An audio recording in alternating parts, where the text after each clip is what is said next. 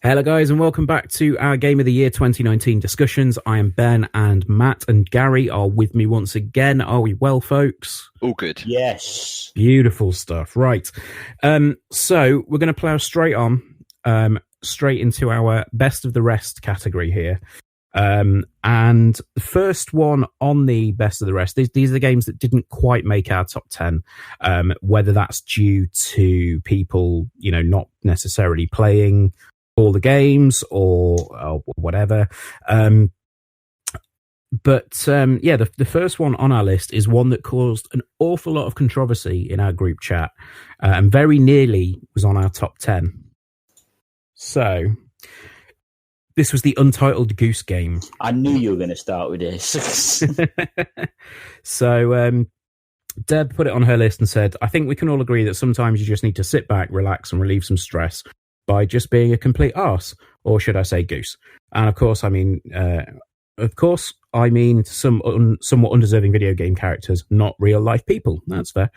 From the instant I laid eyes on that naughty goose, I knew I had to play it right away. His beautiful snowy white feathers, that sharp golden beak, the designer red ribbon perfectly stolen, and let's not forget his lively honk. There's always something great to such a simplistic game, and the idea that even for a short time can provide huge amounts of fun. And boy, was it fun. Did I feel bad for ruining a prized rose or tripping a young boy over in a puddle? Yeah, maybe a little bit, but it was incredibly funny too. While it was a short game, it does offer multiple playthroughs, and I can only hope that this isn't the last we'll see of that goose.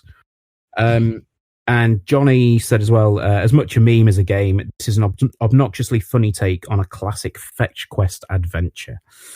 So, yeah, Goose Game was one of those that was kind of basically a meme in video game form, but it led to an awful lot of funny stuff, didn't it, this year? Yeah. Cool. So next up on the list, we've got Call of Duty Modern Warfare. Gary, this was one of your picks. Yeah. See, I've been out of the FPS game for... I can't even remember the last time I played a Call of Duty before this. And I thought, yeah, you know what, I'm going to jump back in and see what it's like. Done the single player sort of campaign. I thought it was amazing. And yeah, that is definitely the best campaign they've done, probably since 4, I reckon. And then I thought, you know what, Call of Duty is all about multiplayer. Jump in, give it a go. And to be fair, I've been enjoying myself a lot. I know a lot of people have had issues with some of the maps and the balancing and all that, but I'm not that sort of into it to really give a shit. I just sort of jump in, play a few rounds for a couple of hours or whatever, and then that's it. And what I have played, I've sort of enjoyed. So I think it's a solid entry into the series. Mm-hmm. Yeah, absolutely. So, I mean, the thing for me, I've yet to pick it up at the minute, but it looks like it's pulled back a lot of things that people loved about the original sort of Modern Warfare trilogy and gone down that road. And while at the same time they've made it a lot more, and I hate to use the term, but they've made it a lot more gritty and real. Yeah, definitely. Yeah, especially the single player stuff. That's there's parts of that where it's like, fucking hell. Yeah. Like, that's like, that hits home. Yeah, I've heard many slightly worrying things about the player campaign at times. The next one on our best of the rest list is The Outer Worlds. Now, this is one that I've got because I've got it on Game Pass and I keep meaning to play it. It's just finding the time because it's an RPG. Yeah. But apparently it's an RPG that only lasts, it's about 20 hours or so. Oh, really? Yeah, so it's quite a tight RPG. Okay. It's not huge and massive open world. But basically it's Fallout in space. There's that whole sort of retro feel to it, the retro future feel. Deb's basically said here that it combines everything that she loves about Fallout, and obviously it's from the guys that made New Vegas, or some of them.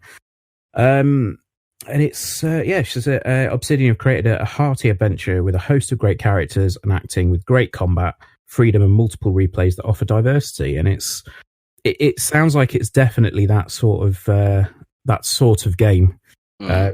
Robin here also says, being a part of the Xbox Game Pass was a welcome surprise enough. What was more pleasantly surprising about The Outer Worlds was that it felt like a successful mix of Fallout and Mass Effect. managing to cram in more colour and character than any Fallout in recent memory. Also not getting bogged down in the settlement building, which I feel often pulls you out of those sorts of games. The Outer World just features many interesting characters and places that you want to explore. Which I think, is absolutely right. It's a game that I definitely want to play. I've got a few days off coming up, so I might get stuck into it then, actually. The next one really that I wanted to talk about was one that was on your list, Matthew, which was Fallout. No, it wasn't Fallout. It was Far Cry. I hope it won't fall out. Jesus Christ. So yeah, that was Far Cry New Dawn. Yeah, to be honest, they're all quite similar, I think, the Far Cries. They've got quite a lot better as they've gone on, but the gameplay and everything's always been, to me, pretty much exactly the same. It's still quite good, though. It's still got very much into it. I didn't actually complete it. I must have only played a few hours because, unfortunately, that's all I've had bloody time for, really, this year, to do bits and bobs. Well, that's what you'll get if you start, if you happen to have these sequels of yourself. Sequel. That's amazing. Do you know what? I like that saying. That's what I'm saying. I have shamelessly stolen it from Steve Burns. Oh. Sequels like of that. yourself. Well, yeah, unfortunately, the daughter has taken priority of the time, which means I haven't been able to play as much games, which, Far Cry being one of them. But no, I very much enjoyed it and got into it. With the story and whatnot, well, whatever little story they have. That's the thing, isn't it? It kind of is. It takes place after the events of 5. Yes, where I believe a nuke has gone off. Yes, that was right. Yeah. And that just seems a bit much. Now, I know video games are fun, and they are far-fetched, but I think sometimes when you sit and play them, you think, it's like watching a film. It's like watching a Bond film. It's like, you're just taking the piss now. That would never happen. You know what I mean? But it's fun. What can I say? Yeah, no, absolutely. And you can't. But yeah, no, it's like Just Cause. Just Cause is similar as well, isn't it? It's a proper take the piss game, and that's what it is. And I think that's why I liked it, but it just didn't quite hit the top 10. Fair enough. What else was there this year? Gears 5. Gears 5 came out. Robin says, hardly a revolution for the series, but a return to form after the hugely lackluster Gears 4. New innovations such as the escape multiplayer mode helped keep it feeling fresh, and the blend of both new and returning characters meant the story kept you invested as it progressed. It's just a shame the epic player choice at the end of the game felt so contrived. Now, I will be honest, I haven't finished Gears 5. Again, it's one of those, it's on Game Pass. I will play it at some point shortly. But yeah, and I didn't really, I've not really made that epic choice yet, so I have to see what that's all about. Next up on the just about made it but didn't quite list, which changes every time I say it, was Devil May Cry 5, which was a game that I thoroughly enjoyed earlier this year. It kind of came back, Devil May Cry, or the series kind of bounced back from DMC, which I still maintain was an excellent game in its own right. But you are wrong. No, I'm not. It's an excellent game. There's, a lot of people lost their temper over DMC. They said it wasn't, it's not my Dante. It's like, yeah, but fuck off. That's the story they're trying to tell now. We've had this conversation privately in chat, and I'm at the point where I cannot be bothered with toxic fandoms anymore. Yeah. Like, it's not my ex. It's, well, all right, fine, but it's the one they're trying to tell you, so shut up and listen. Pretty much. I've only ever liked the first one. I've never really been into that. I've never got into the rest of them. Okay. But I mean, so yeah, like DMC, or Devil May Cry 5, sorry, it's a hell of a game. It's silly, it's over the top, it's just absolutely outrageous, and it's the best one that they've put out in a very long time. In my opinion, I prefer this to DMC, and that's saying something, because I really, really like DMC. I still need to play it. I generally forgot that come out, to be honest. I mean, it's been a weird year for games. Like, there's been quite a lot that have come and gone and sort of passed everybody by. But that was one that you should definitely check out if you get the chance to. Yeah, definitely. Okay, next up on the list, and this is probably the last one we're going to talk about. We'll give this our. Actually, no, we're going to give our number 11 spot to the Untitled Goose Game, because otherwise Johnny's going to hurt me. But he's going to hurt you because he's not in top 10. So yeah, well, that's okay. So Untitled Goose Game is our number 11 unofficial. But our number 12, if we're doing that, for me, is the Legend of Zelda: Link's Awakening remake. Yes. Which, I mean, when they announced it with the art style and everything, I went, "This looks incredibly cute." Like it's just a beautiful, beautiful game. I've not got it, but I played it at Insomnia, and that was, it was a really good game then. And you just 20 minutes go really fast when you say playing and testing games. That's the annoying thing. It's like, no, I've not finished. The thing for me is that the frame rate dips are so severe. You go from 60 to 30 like very, very quickly, and there's no in between. So that it's just that performance that takes the shine off it for me a little bit. But on the whole, wonderful, wonderful remake. And absolutely suits the Switch. So it's a shame, but that is not in our top 10. But I suppose we should probably start on the top 10. What do you reckon? Yeah. Yeah. Given that's why we're here, I suppose. So number 10 on our list for Game of the Year 2019 is one that I don't think many people will see coming, but it is Ring Fit Adventure. Do you know what? We had a laugh playing it at EGX. Eurogamer. No, yeah, EGX. Oh, it's so fun. And I think Johnny's bought it. Johnny's got it, hasn't he? Yes. Oh, it was such a laugh. It really was. This was actually Johnny's Game of the Year. Was it? He loved it so much. He said, I was gripped by Ring Fit Adventure from the first trailer, a proper gamifying of the Wii Sports formula that proved so profitable on the Wii. While the new IP on display may not be up to much, a bodybuilding dragon called Drago is the grim nadir of a forgettable world. The inventive use of two basic pieces of hardware is what's made this my Game of the Year. Having clear goals in an exercise is key, so having the activity set to a literal adventure with clear progression points is perfect.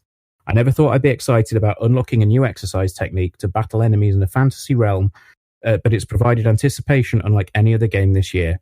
Also, his bum apparently looks great now. Hold on, let's not get into this argument, but Johnny has no arse. So that's our number 10.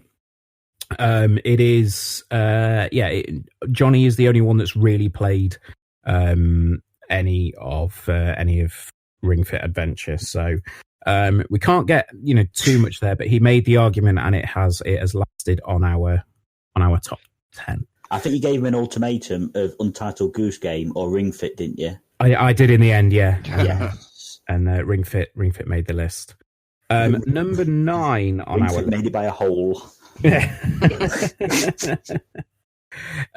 Yes, so number 9 on our list is Sekiro, Shadows Die Twice. Now, this was Andy's choice. Of course.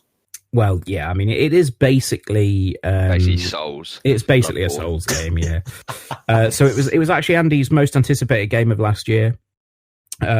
He says here it wasn't quite the game he was expecting, showing most of the customization and social functionality from Software's past catalogue, but it presented a rich world of Japanese mythology and such a good story. Sure, it was hard as nails, probably harder than most games of its ilk, but the level of polish and craft on display here is immense, which I think is probably the thing that set it apart from a lot of the previous games, is that it felt a lot more AAA in its production values, if that makes sense. Yeah. I don't want to sound harsh, because I'm not going to sit here and slag off the Souls series again, but it definitely sounded like it's there was a lot less in there that I didn't necessarily enjoy than the previous ones. I think it's probably I probably made an arse of describing that one. Where are we though? So next up we have Luigi's Mansion 3. Yes. Good Now, game. I know that this featured pretty highly on your list, didn't it, Gary? It was second, I think. Yeah, second, yeah. Yeah. I'm a huge fan of the series. I love the original GameCube one. The DS ones, I didn't really play as much, but as soon as this one got announced for the Switch, I knew that I would be all over it. I just find it amazing. Like, it's got so many it's so charming. The sort of animations it's got. Luigi sort of in that world is very, very funny and charming. It's just a typical Nintendo sort of first party game. And yeah, I personally think the gameplay is amazing as well.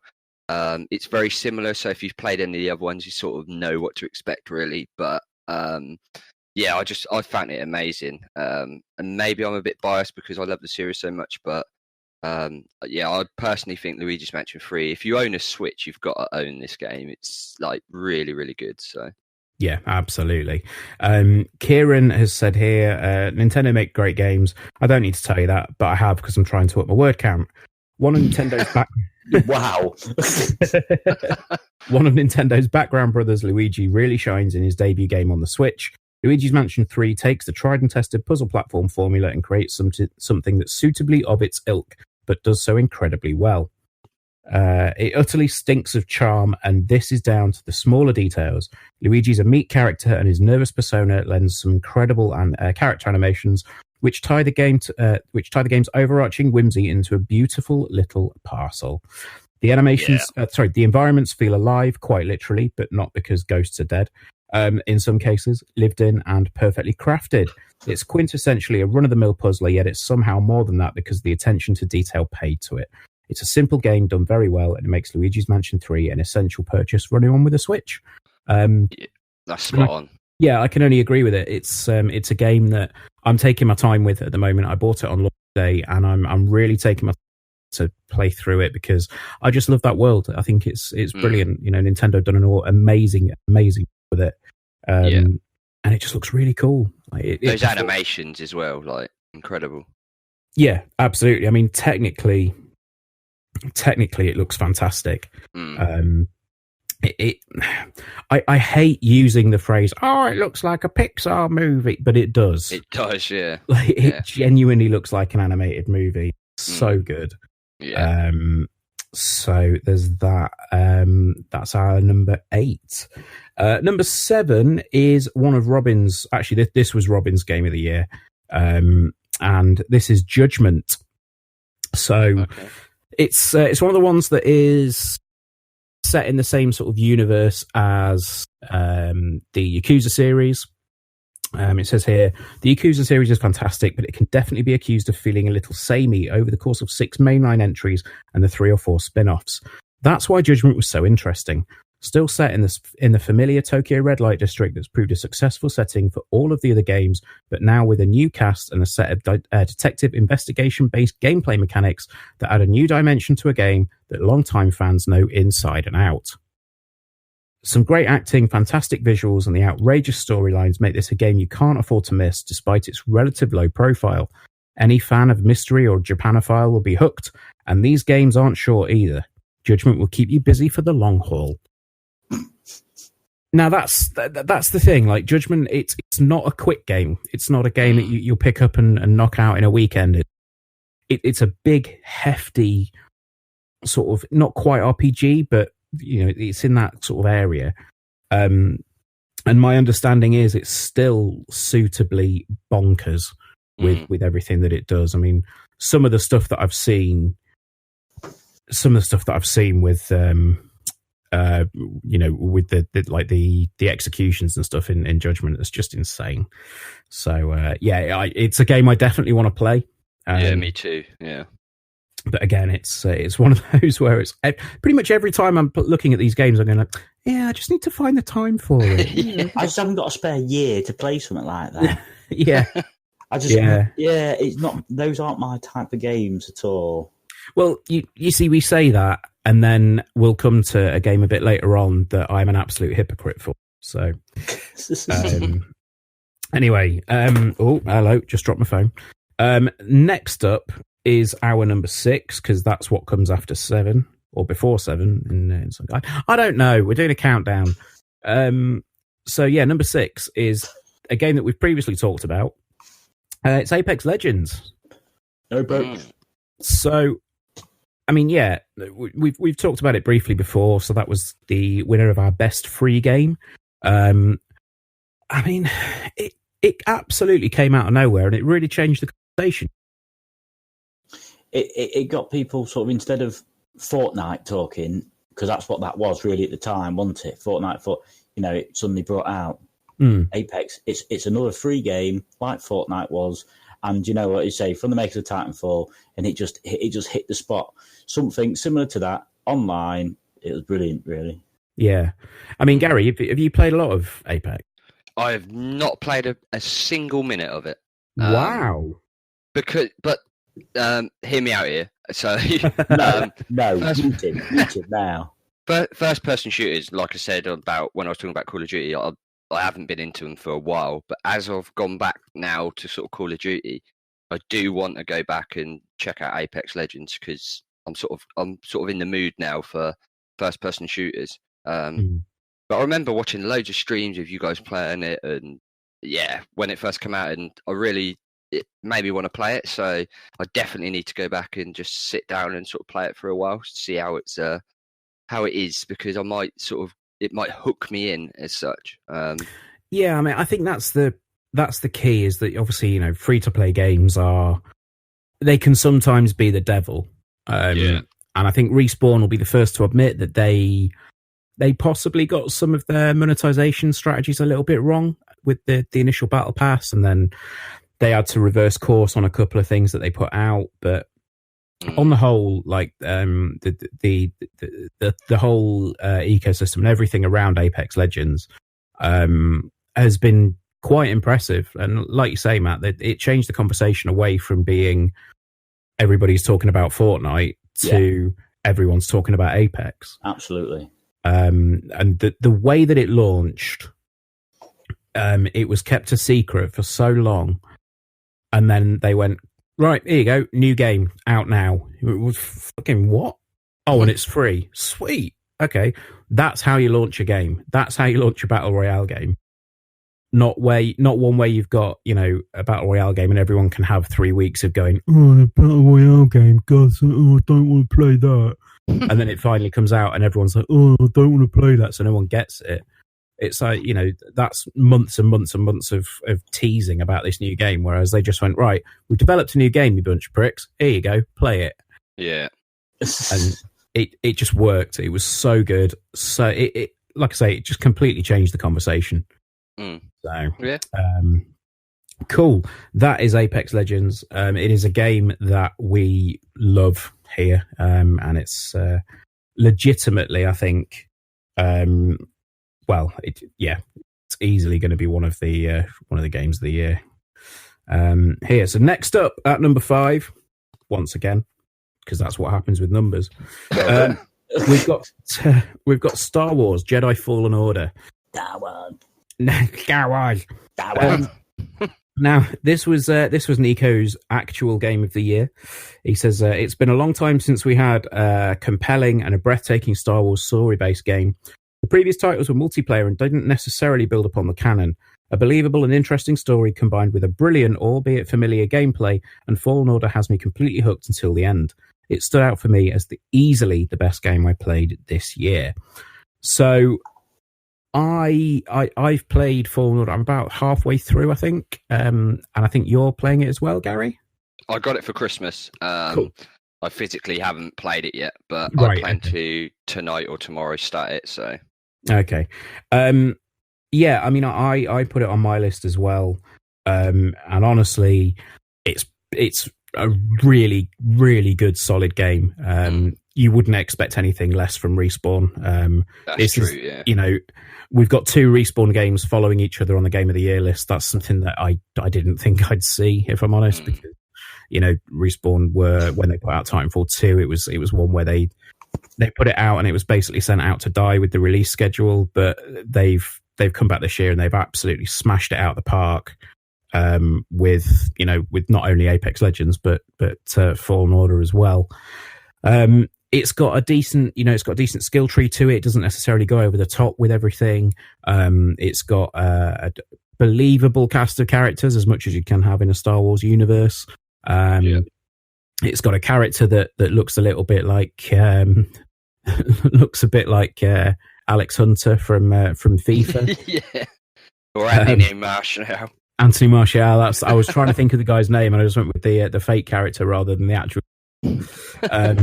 But yeah, it's a great game. The only slight downside for me is there's one too many sections of the game where you're sliding down pathways that are covered in ice or something. Okay.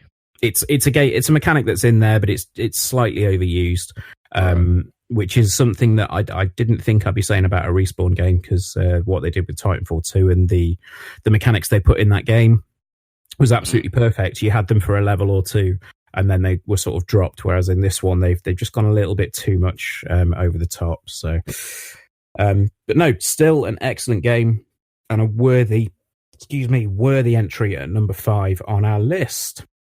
Number 4 is a game that I think a lot of us definitely played. It was Kieran's game of the year, and it was one that I spent a lot of time with as well, and that was Super Mario Maker 2. Oh yes. Now, Matt, you're saying, "Oh yes." Have you been making some Mario? I've not actually made anything, but I did. Obviously, that's the first game I bought when I got the Switch. Yeah. So yeah, I was kind of obsessed with it for a couple of weeks. Did the story. The story isn't exactly hard.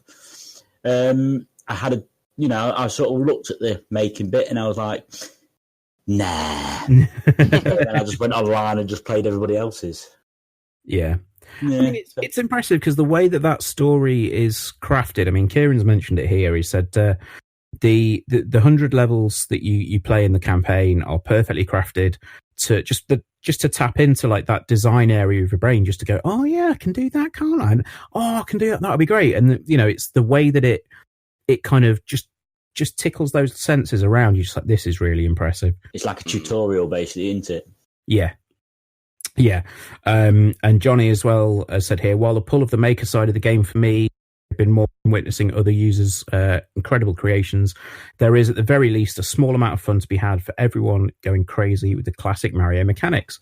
The story mode is nothing spectacular, simply gathering coins to rebuild the castle, but any excuse to tear around some new Mario levels, and a game that ultimately provides endless opportunities to do so is welcome in any Game of the Year list. Social integration is also excellent, especially given Nintendo's reluctance with that area of gaming, with other users being able to leave comments and notifications whenever anyone has played your course. And I think the thing was, there was a lot of stuff in there about in the original game that seemed to I don't know, it seemed to miss the mark, obviously because it was on the Wii U, but there was a lot of stuff in there that didn't necessarily come together in terms of the social aspect of it. But this game definitely looks like it's improved on that, and it's obviously they put a new type of course in as well, which was the Mario 3D world, so you could play as the little cat. But I mean, your thoughts on Mario Maker, Gary? It's genius. I think it works perfectly on the Switch. Obviously, Mario and created Mario levels, courses, whatever you want to call them, is an amazing thing. I think it's brilliant. I put it as my number 4, I believe. I think it was, yeah. 10. And I haven't, to be honest, I haven't played enough of it. Again, it's sort of you start playing something and then get distracted and play something else. But what I did play, I tried to create something myself and I was fucking useless at it. But some of the courses I played were like genius. I don't know how people think up these ideas in their head. But yeah, my only slight issue with it, I think that although it's a great game, I think a lot of people have fallen off of it. You don't really hear about it so much now. When it first came out, people were sort of all over it, and I don't really hear people talking about it now. I don't know if that's just because there's so many other games that have come out, and people have just lost interest, or it's just the game isn't there isn't enough being created. I don't know, but I think it's found its community, I think that's the thing is like, when you get a big game that comes out, you get a load of people playing it straight off, and then you get the people that kind of they Fall play off. it through. They play it as their game, and I think it's found that community. Like I dipped into it the other day, and there's still a huge amount of stuff there that's being created. So Okay, that's good. Yeah, but yeah, I definitely need to go back on it because it's a like I say, it's brilliant and it fits. Like if there's one game that fits perfectly on the Switch, it's that. So yeah, great game that. Absolutely. Yeah, and I mean, I've done a few streams of it, and it's the whole thing's just it's just brilliant. Yeah, Like, it's a wonderful game. And if you haven't got it on the Switch, you probably should because it's great. Right. Next up is a game that I will take full responsibility for this being this high up on this list. It's because I think I'm the only one that played it in earnest. I know what this is. Yeah, I think I'm the only one that played it start to finish on the website, but I feel that strongly about this game that I was adamant that this was going in at this position. Our number 3 game of the year for 2019. I'm just double checking that is the right number that we're on. It's the right game. Yeah, it is the right number. It is the right game. Our number 3 game of the year is Control from Remedy. Yes. Now, Control is, I mean, it's a wonderful game. It's so strange. It's so weird. But the thing was, I put so much time into it for review that even though I got the review out, and even though the review was out, the video was out, our content was up, and the discussion was happening around all of the reviews before launch, even after the game launched, I was still playing it. And I was just mopping up little bits here and there in the world that I needed to get done. And it's not necessarily, it's not a hugely long game. It's not 50 hours or whatever. But it kept me coming back just because of the way that game is crafted and the story and everything else about it. It's just, it's an amazing game. And I won't shut up about it until more people have played it from the site. I plan to, don't worry. It's definitely one I need to buy, and I will be buying it within the next month or so because I'm very intrigued to play it. It's just one of them that sort of slipped by. It didn't mean to happen, but it just did. But I will 100% for you, Ben. I will play it. That's for you. He says, "Oh, and it's sweet." That's my boy, Gary. Yeah, it's. I mean, it is just great. Like the pacing is pretty good in it. The way that it kind of it funnels you through the worlds, but you've almost got free reign over where you go. It's sort of. It's a little bit Metal Gear Solid in the way that you explore the world. You get key cards that will open up new areas and stuff like that. But then when you get there, obviously it's very much not Metal Gear because you've got all these powers and you can have the service weapon actually is the biggest thing in the game because it's your only weapon. But my God, the way that it changes up, like you get 4. I think there's 4 different. There's 4 different ways that it can materialize. So you've got like the standard pistol, you've got like a shotgun, you've got a machine gun, and then you've got like a sniper rifle as well. But the way that changes up is like the gun physically changes shape around it. And you've got these little bits that just float around the edge of the gun as the pieces all manifest themselves. Cool. It's just so cool. Remedy as well. Remedy are an amazing developer. Yes, absolutely. Like I'm one of the few people that actually really, really enjoyed Break. I thought Quantum Break was excellent. Yeah. And the way that they've taken everything that they've learned really from Quantum Break and from the Alan Wake series and all that stuff, the way they just crammed it into to Control is just brilliant. There are some plans for some DLC as well, which is, that's quite exciting to hear because the fact that you're going to be able to put in, the rumor is that the second piece of DLC is going to be Alan Wake themed. Yeah, I've heard. Alan Wake. Yeah, so that's the thing. Like Control is, there are hints all the way through the game that it's set in the same universe. So it's a really. It's just a great game. I absolutely adore it. I think it's brilliant. Yeah. and it's only because of my insistence that this has gone this high on the list, because it is legitimately one of the best games of the year. To be fair to you, like, I think if more people would have played it, I think it would have been up there anyway. From what I've sort of seen review-wise, your review obviously, and there's other reviews I've read and watched, and it sounds like most people are sort of in agreement that it's an amazing game. So yeah, I mean, there's a sequence in the game. I'm not going to spoil it. I think there is a little bit of the sequence in our video review, but there is a sequence in the game called the Ashtray Maze, which is essentially like a hallway that keeps reforming around you while some massive, like, huge sounding finished metal is blaring through some headphones. Oh wow! And it is that sequence right there. I want to be able to play that for the first time every single day of my life, because it is brilliant. It is so good. So yeah, the Ashtray Maze is definitely up there as the best moment if we did that award. Nice. Excuse me. Right. So we'll move to number 2. Number 2 in our 2019 list is Resident Evil 2's remake.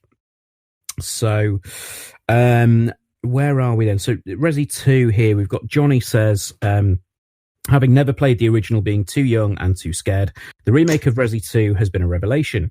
Making gruesome horror look gorgeous from the offset, the use of one fairly small environment that becomes a character in itself is a huge relief in an industry obsessed with open worlds. The gore damage to the enemies is fantastic, horrendously realistic and grimly fascinating. Quick time battle in the sewers is the only blemish on an otherwise stellar game, and proof that remakes aren't just cash cows. Andy says here, who'd have thunk it? The game that stuck with me most this year is a remake of a game I first played about 20 years ago. What a game it is, though, a reinvention of a classic formula that sticks to its guns and delivers a scary and solid action-adventure experience. With Capcom set to do the same again for Resident Evil 3 next year, there's a lot to look forward to with this franchise again. So, yeah, I mean, did you say that you'd not played it yet, Gary? I can't remember. Yeah. Sorry, you nearly finished it, yeah. Yeah, I got about an hour from the end. I've not played it. Yeah, I've not played it. I've played the original, and sometimes I'm a bit like, why remaster it? But it's a very, very, very good remaster. Yeah, I mean it's a remake, isn't it? I think you've got the remake. The the remastered side of things is that's one way of looking at it, but the remake side of it is it's impressive. I mean, like, it looks fantastic, and from what I understand, you know, they've done a lot to the gameplay as well. So yeah, it's so good. Like I said earlier, if it was just a remaster, I think it's just, people would just be like, yeah, whatever. They've done that before in the past with other Resi games, but as this is like essentially built from the ground up, they've done an amazing job. Like Capcom, they've sort of had criticisms in the past for what they've been doing, but this year I think they've nailed it. This year, Capcom. And Resi, like Resident Evil 2 2019, if you call it that, is, yeah, it deserves to be up there because it's incredible. Yeah, absolutely. And the way that they remix sort of some of the gameplay elements, like Mr. X kind of hunting you down throughout the game. Yeah, that's terrifying. Terrifying. There is an amazing piece of work, actually. I can't remember which website it did it. I think it might have even been Eurogamer, actually. They went through and they looked at how Mr. X's like pathway works in the game. Oh yeah, I see that. Yeah. And it's like, if you get to a certain point in the game, he will almost like fast travel to where you are. Yeah. But a lot of the other times, he's just randomly wandering the world, and you'll happen to bump into him. I'm like, I don't think I could deal with that. It's horrible, mate. It really is. It is terrifying, to be honest. But it's brilliantly done. Again, like Capcom, sort of, they've nailed it with that tension and sort of terror, if you will. Yeah. Brilliantly done. Yeah. Awesome stuff. Well, Resident Evil 2 takes home the silver in our Game of the Year 2019 discussion. So, Absolutely. So what we'll do is we will run back through the top 10 in reverse order, naturally. So at number 10, we have Ring Fit Adventure. At number 9, we have Sekiro Shadows Die Twice. Number 8, we have Luigi's Mansion 3. Number 7, we have Judgment. Number 6, we have Apex Legends. Number 5, we've got Star Wars Jedi Fallen Order. Number 4, we have Super Mario Maker 2. At number 3, we have Control. Number 2, we have the Resident Evil 2 remake. And at number 1, our Crackdown 3. No, it's not Crackdown 3. At number 1 in Next Gen Base's top 10 of the games of 2019, it's Death Stranding. Yeah. I mean, Matt, you can probably take a back seat for this one while me and Gary just effuse over the game for a while. I'm just going to cruise, shall I? Yeah. I'll just sit here and play with myself for 10 minutes whilst you two talk. I mean, why break the habit of a lifetime, Matt? Well, there you go, exactly. Normally you're having to pay for this. Video games just get me off, you know. Dear God. Anyway, yeah, Gary, Death Stranding, what a game. Oh, amazing. Because I remember when this first, it's a typical Hideo Kojima game in regards to, when this was first announced, I was like, I like it, but I also don't like it because I didn't have a fucking clue what it was. Well, we were sat next to each other, weren't we? Because we were in the... That's true, yeah. Shit, we were in the theatre when that got announced. And it was a weird one, right? It was a bit like, well, yeah, it's Hideo Kojima, exclusive to PlayStation 4, but what is it? Yeah. I mean, the thing was, I think we were both a little bit tipsy because, you know, Sony's E3 press conferences were pretty impressive in terms of the party that they put on. So they had, you know, little mini burgers everywhere, and then they were like, yeah, if you want a drink, go up to the bar, get what you want. So I think at this point we were about 7 beers deep at least. Probably, yeah. And about in the heat as well. Yeah, and it was incredibly hot. So we went inside, and I was a little bit pissed. And we watched that trailer, and I just went, I don't know what that is, but I think I want it. Yeah, it's like you're intrigued by it, but you're still confused as to what it is. Yeah. But yeah, obviously, fast forward in how many years ago was that? 3 years ago? Yeah, about 3 and a bit years ago, yeah. Yeah, I thought, you know what, I'm just going to buy it and just, yeah, because I watched your review and I thought, you know what, this sounds amazing. And I was actually blown away by it because it's so different. I totally agree with what you're saying. It's one of them games, I can see so many people not liking it because it's very niche in that sort of in how it plays and what it's about, really. But for me personally, I loved exploring the world. I loved the characters in it. I was determined to do more because I wanted to see more of the story. And it just all ties into this beautiful world, interesting characters. And I thought it was amazing. It's very unique. It's also very rewarding, I feel. And yeah, as an overall package, I think it's odd. It's a typical Hideo Kojima game. It's not sort of run of the mill. I will say that. But as a sort of package, I think Death Stranding was fantastic. Yeah, 100%. And I can't believe there's I can sort of understand it, but also can't. There's some reviews out there that I've sort of seen that have basically sort of ripped it to shreds, and I can understand people not liking certain elements of it, but for me personally, I think it's incredible. Yeah, I mean the thing is, I can totally understand why people would hate this game, and I said as much in my review. I went into it and it was real trepidation when I went in because I was like, I don't know what to expect from this. I really don't. And I tried to play it in isolation as much as possible. Now, for clarity, we got it about 4 weeks before launch, I think. Okay. I think we got it. It was about 4 weeks before launch, which gave us 3 weeks to play it before the embargo dropped. That's it. Yeah. So we were playing, or I was playing it with, you know, obviously other press and other people that have been giving the games influencers and stuff like that. And the thing that people were asking me, because we were allowed to say that we had the game, but we obviously couldn't say anything else. The thing that people were asking me was, how does the social stuff work? How does the online side of it work? And in my video review that's probably going to be linked to a card at some point now, there was a moment where early on in the game you kind of go through this mission and you've got to run through this cave, and there was a ladder that was put there by another player, and you go up the ladder, and then on the other side you've got this little cliff face, and you drop down the cliff face. If you jump off it, you'll severely injure yourself, and you'll alert the guards.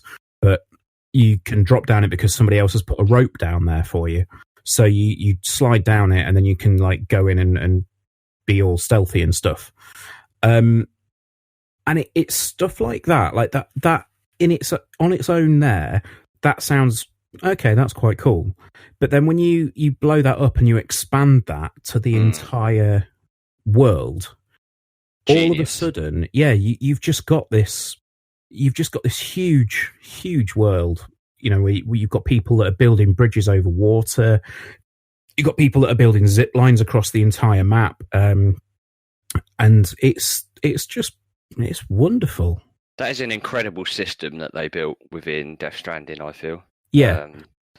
It's so good. It's very sort of it's very positive, if that makes sense. I'm trying to sort of explain what I mean, but I know what you mean. And I think that's one of the messages that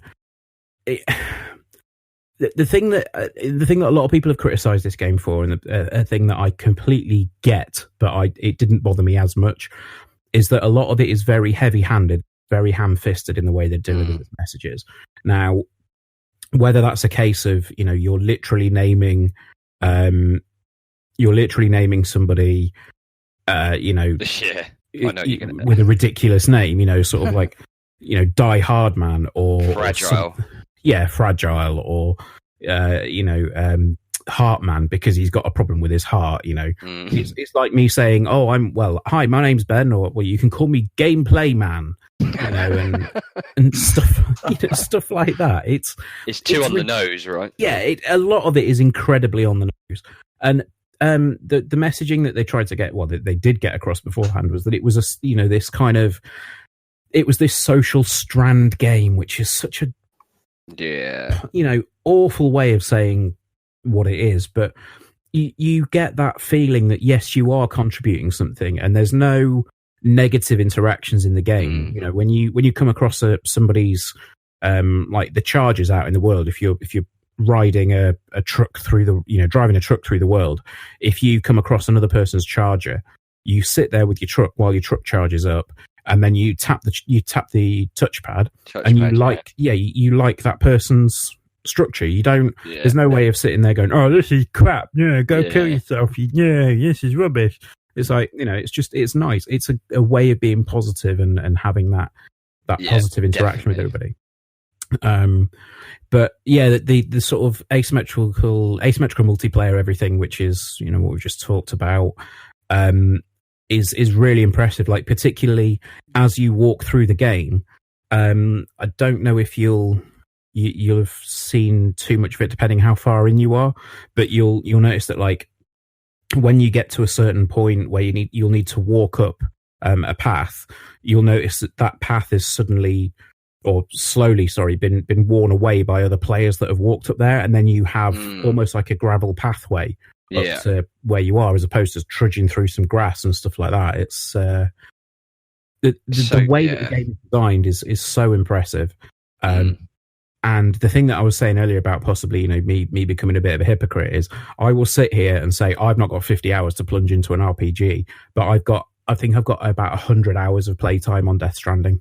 Yeah, I'm nowhere near finishing it. I'm towards the end of chapter 3, and I've put in about 52 hours. Yeah, it's insane. It's absolutely crazy. Yeah, it's like, I reckon. So how many hours did you put in to finish? Roughly 100 plus. It was about 60 hours to finish the game. Okay. About 60 hours to finish the game, and then since then I've probably put another 30 or so into just getting the platinum trophy and just dicking about in the world. It's so easily done, though, because it's just you want to see more of the world, and next thing you know, like it's sort of 5 hours deep just in one sitting. It's crazy. Yeah. But yeah, I personally, that's why I put it as my number one. I think it's so unique and so different. And hats off to Hideo Kojima. I've sort of he's had his, like, I've criticised him in the past for certain things, but I've got to sort of take my hat off and say, like, he's tried something different. It's something new. It's something unique. So yeah, totally sort of fair play to him for trying that rather than sticking to something that I know he can't do Metal Gear no more, but he could still do something of that sort of ilk. Yeah. But he's tried something completely different. So yeah, I'm glad he has, to be honest, because it's a fantastic game. Yeah, absolutely. So, I mean, it was Deb's number one as well. And she says here, the chilling atmosphere of the Timefall and the company of BTs often leave her too scared to take another step. While stepping into the clear sunshine to a new horizon and taking in the spectacular views is breathtaking. Everything feels so realistic, not just from a graphical point of view, but the acting is well done as well. The gameplay is unlike anything I've experienced before, and there has never been a game that I'm so scared of advancing in, yet unwilling to give up and persevere. It's really quite special. And I think it sums it up. Like the everything about that game, it kind of hit me in a way that I wasn't expecting it to. Yeah, same. Yeah. You know, and trying to play it in isolation and not talk about it to anybody. Yeah, that must have been really difficult. Was really, really tough, because I'm sat there going, like, this game is doing things that I've not seen a game do before. And it's rare that you can say that in 2019. Yeah. You know, that there's so much going on. There's so many things in the world where you just think, well, you know, that's been done. And some of this has been done before as well. I'm not saying it's, you know, 100% unique, but there's enough stuff in there where you go, bloody hell. Yeah. Totally agree with that. Yeah. You know, but yeah, it's a worthy winner of our Game of the Year. Definitely. So yes. Anyway, right. I think that is probably the best point to leave it. So congratulations to Death Stranding, to Kojima Productions, and to Sony for taking home NGB's Game of the Year 2019 for Death Stranding. Thank you for joining me, Gary, and thank you for joining me, Matt. My pleasure. And thank you for listening, everybody here.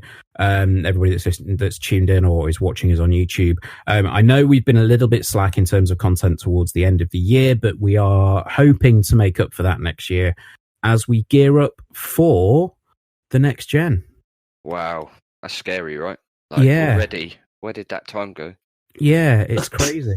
I mean, we've got 2 new consoles. Madness. Maybe. Let's see what happens. We definitely have 2. If rumours are to be believed, we may possibly have 3, but that's another conversation for another time. Yeah. Anyway, yes, we will see you guys next year. Thank you ever so much, and take care. All right, bye-bye. Bye, guys.